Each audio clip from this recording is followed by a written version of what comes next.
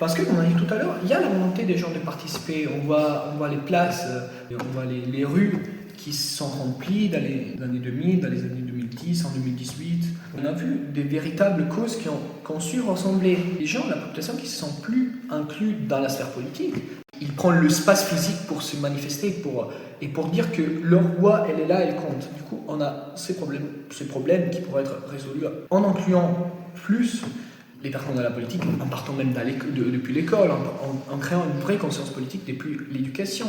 Et dans l'autre, il y a aussi, je pense, la capacité, dans un débat politique, ou dans n'importe quel type de débat, de savoir écouter et de respecter l'adversaire. Qu'on a d'une partie comme une sorte d'imposition d'une vérité absolue dans le débat politique. Un exemple typique, Macron en 2018, a fait son discours de la fin de l'année et il va qualifier les gilets jaunes de irrationnels, criminels, donc il y a une diabolisation, en n'écoutant pas du tout toutes les revendications d'un mouvement social entre qui apportait des choses, quand même revendiquer des choses. Du coup, en excluant tout parce qu'ils ne représentent pas l'ordre républicain, c'est des ennemis de la République et surtout des irrationnels.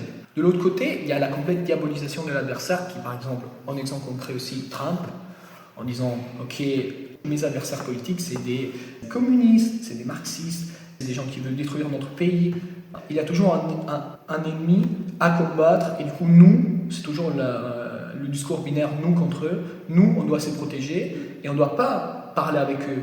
C'est une sorte de guerre intestine entre les deux.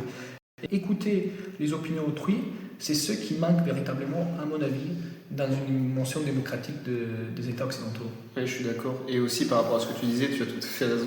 Il ne faut pas non plus exclure les politiques du débat parce que sinon, en fait, on fait exactement la même erreur que ce qui est déjà fait. Mais par contre, ce qui est sûr, c'est qu'il faut totalement révolutionner les politiques. Enfin, il y a quelque chose qu'il faut absolument changer dans la logique. Ça ne peut pas être une guerre de prédateurs. Comment on peut déceler les pratiques sophistes, les intentions cachées, on va dire implicites des politiques? Une partie de la solution, c'est d'arrêter de prendre ce que disent les politiques comme des faits. C'est-à-dire que les politiques, ils ne sont pas là pour dire des faits, ils sont là pour proposer des choses. Les personnes qui disent les faits sont les scientifiques. Et en fait, aujourd'hui, dans le débat, quand on regarde à la télé, les personnes qui débattent le plus, c'est des personnalités politiques. Et ces personnalités politiques vont débattre des faits scientifiques. Ils vont les interpréter différemment, ils vont utiliser des choses différemment. Au lieu d'essayer de déceler les mensonges des vérités, il faut simplement écouter des scientifiques qui sont indépendants, qui ne sont pas missionnés par l'État ou missionnés par des cabinets ou des lobbies. Voilà. Qui donnent une information qui n'est évidemment pas la vérité absolue, dont on sait que l'intérêt du scientifique, l'intérêt premier du scientifique, c'est chercher une vérité, chercher une partie de la vérité. Alors, ça ne peut pas fonctionner qu'avec ça, mais je pense que c'est une partie de la réponse. Je pense notre point très important, c'est tout simplement, ça peut sonner un peu banal comme ça, mais c'est tout à fait, par exemple, la création ou la formation, le développement dans l'esprit critique. Je pense que savoir re-questionner, remettre en question et savoir pas prendre pour certes ce que par exemple les élites politiques disent, mais savoir comparer à des autres opinions, c'est justement ça. Le langage, il va toujours être utilisé comme construction, une sorte de construction de la vérité. Le pouvoir, il est dans le langage et il sera toujours utilisé comme le langage, le discours politique, comme un moyen pour façonner une vérité, une réalité politique. Et justement, c'est à nous de trouver des outils critiques pour s'appuyant sur des données, en s'appuyant sur des études, par exemple, en sachant questionner les déclarations et en sachant c'est justement ça, le discours there is no alternative, le discours de on ne peut pas s'imaginer un futur différent, c'est justement adressé à ça, et plus justement, et qu'un questionnement critique soit fait sur les discours politiques et sur l'action politique. Et plus on critique, plus on arrive à démanteler les sophismes des élites politiques.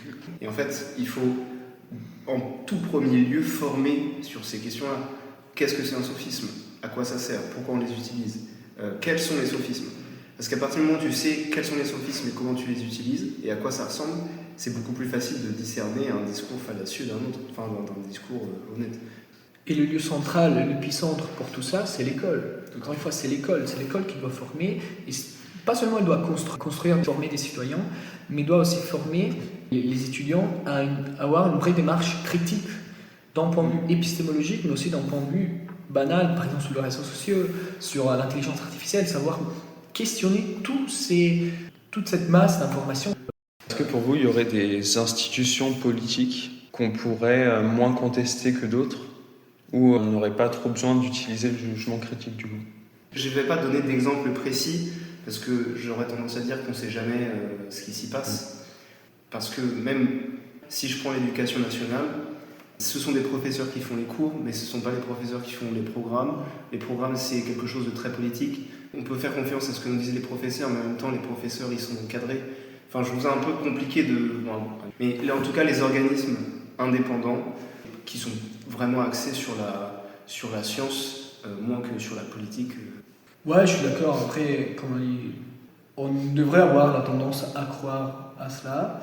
Mais si on parle des institutions purement politiques, je pense qu'il n'y a pas des institutions qui sont moins critiquables que les autres, parce qu'on doit toujours avoir une démarche de suspect, on doit toujours soupçonner un peu pour pas tomber dans le piège de croire, ok, c'est telle personne, telle politique dans ce cas-là, mais on peut appliquer ces raisonnements aux réseaux sociaux aussi.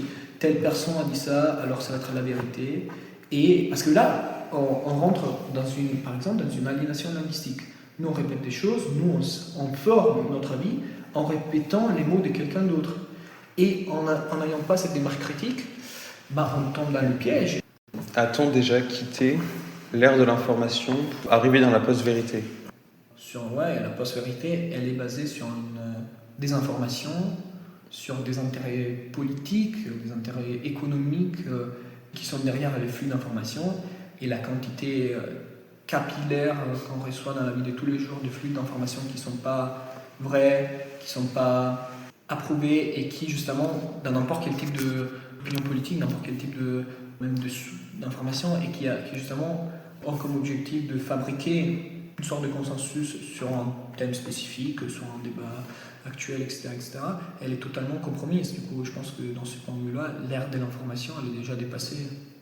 Alors, ce que tu dis est intéressant, mais j'ai pas forcément d'avis sur la question, parce que c'est pas forcément les termes qui m'intéressent, dans le sens où est-ce qu'on estime qu'on est dans l'ère de la post-vérité ou pas? Les faits sont les mêmes, pas parce qu'on l'appelle d'une manière différente que les faits sont différents.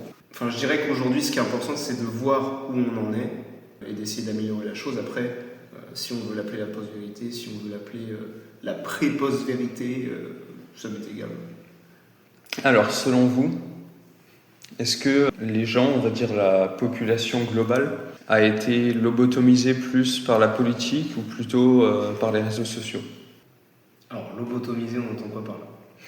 Lobotomisée dans le sens où n'importe qui va aller chercher un slogan sur lequel se rallier sans même réfléchir. On ne s'attend peut-être pas à ce que je veux dire, mais je ne pense pas qu'on ait été lobotomisé. En fait, il y a beaucoup de phénomènes qu'on voit et qu'on pense et qu'on considère comme évidents, parce qu'en fait, ce qu'on voit, ce sont les gens qui agissent. Ce qu'on voit à la télé, ce qu'on voit sur les réseaux sociaux, ce qu'on voit au journal, ce sont les gens qui crient le plus fort. En fait, les gens, c'est même pas qu'ils sont lobotomisés, c'est qu'ils n'en ont plus rien à faire de ces choses-là. Enfin, en majorité, il y a des gens qui, effectivement, prennent des slogans, il y a des gens qui sont beaucoup dans l'action, et il y a beaucoup de gens qui ne se mobilisent pas. Il y a simplement des gens qui attendent qu'il y ait quelque chose de bien qui se passe, et sinon qui observent. Tous ces phénomènes de manipulation ne sont pas aussi grands qu'on ne le croit. Ouais, moi aussi je pense que peut-être lobotomiser, ça me voit un peu fort.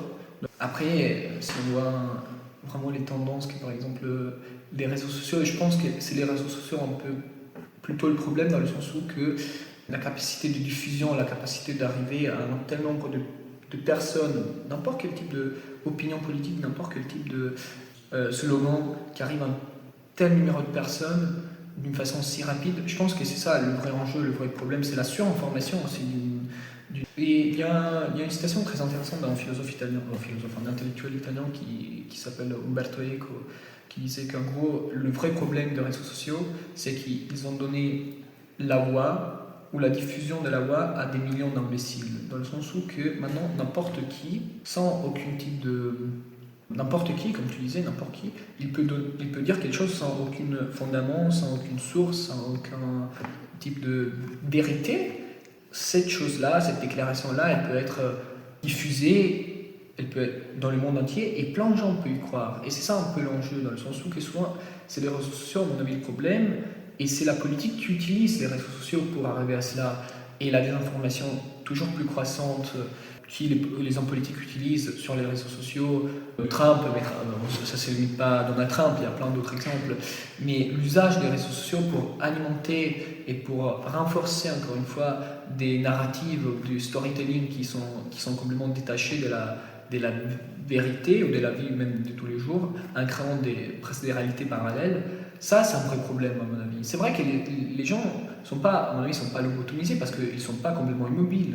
Si quelqu'un arrive à s'en sortir, si quelqu'un arrive à avoir un esprit critique, entre guillemets, ou à comprendre, à sortir de la boule, il peut le faire et il peut s'opposer à ça. Du coup, c'est pas une question de lobotomisation, je pense, mais c'est un véritable enjeu à combattre.